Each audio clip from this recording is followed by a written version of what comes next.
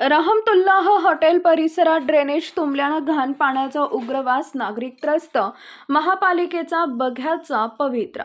रहमतुल्लाह हॉटेल परिसरातील नागरिक आणि व्यावसायिक सध्या प्रचंड त्रस्त झालेत। या भागातील ड्रेनेज व्यवस्था पूर्णपणे कोलमडली असून घाण पाणी रस्त्यावर ओसंडून वाहत आहे। परिसरात दुर्गंधीचं साम्राज्य निर्माण झालं असून नागरिकांना श्वास घेणंही कठीण झालंय। परिसरातील छोटे व्यावसायिक, हॉटेल मालक आणि स्थानिक नागरिक या समस्येमुळे आर्थिक तसेच आरोग्याच्या संकटात सापडले आहेत।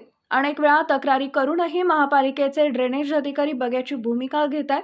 लोकांना प्रचंड त्रास होऊनही अधिकाऱ्यांकडून कोणतीही कारवाई करण्यात येत नाही, हे अत्यंत धक्कादायक आहे।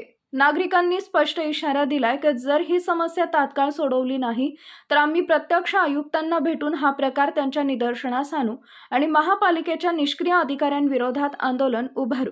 महापालिकेने या गंभीर परिस्थितीकडे तात्काळ लक्ष देऊन ड्रेनेज साफसफाईचं काम युद्धपातळीवर सुरू करावे, अन्यथा या प्रशासनाच्या उदासीनतेविरोधात नागरिक रस्त्यावर उतरतील असा इशारा देण्यात आला आहे। महापालिकेच्या दुर्लक्षामुळे नागरिकांचं दैनंदिन जीवन विस्कळीत झालंय।